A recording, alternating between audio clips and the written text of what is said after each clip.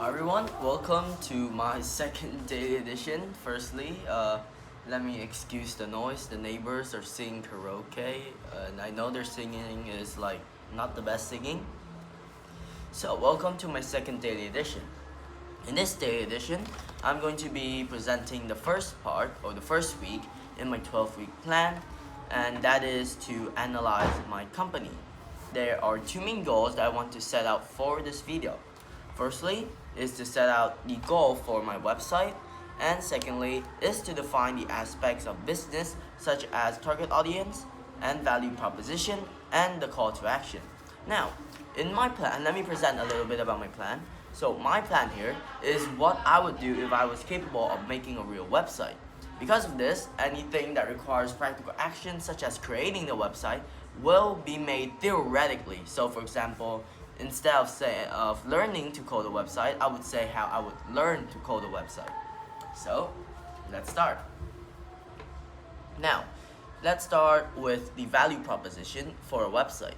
The website is important because let's talk about the goal of the website first. So, because it's based off AWS, the goal of the website is to present what we sell as services and hopefully sell them. So the goal of the website is to sell. Like maybe most of our items are from online sales because it's web services. Now, based off AWS, the value proposition of our company in the website is to sell services to customers. Now, how do we do this? We do this by appealing to the target audience's goals and expectations.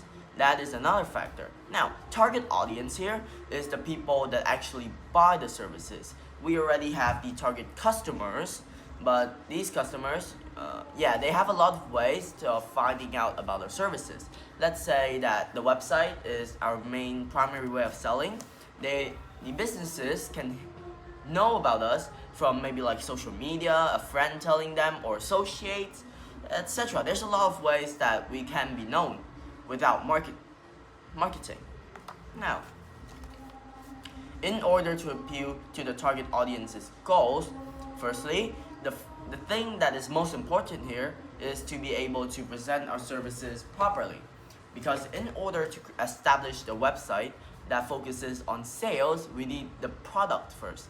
And in order to get the product, we need the services. Now, what do I mean here by target expectations? In the website, the reason why some websites are better than others is because firstly, there are around maybe like a few factors that define the quality and the clicks and the content exposure of a website. Firstly is the usable, like it's easy to use, that's the first factor. Second is it's appealing to the eye, so it's not like too old or too flashy or too colorful, but it follows the business's style, values, and motives actually.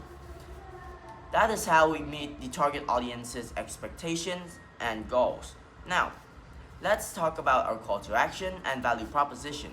For my company, my value to the people or to my customers is that I serve as the medium between AWS and the Vietnamese market, because I can convert these services that AWS provides and ultimately sell them to the locally expanding Vietnamese market.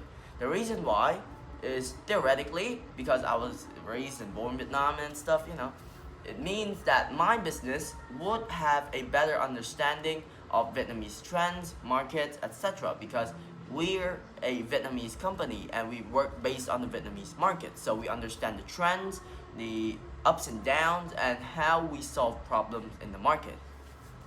Now, in conclusion, I believe that this first video serves as the analyzation of my company and my goal setting and like what I want for my website. So to sum it up, I've defined the aspects of business that are important in this section. I've talked about how to meet target audience goals and expectations for a website, and lastly, I've talked about the goal for the website. So that's going to be all for today's D2. Thanks so much for listening and have a great day.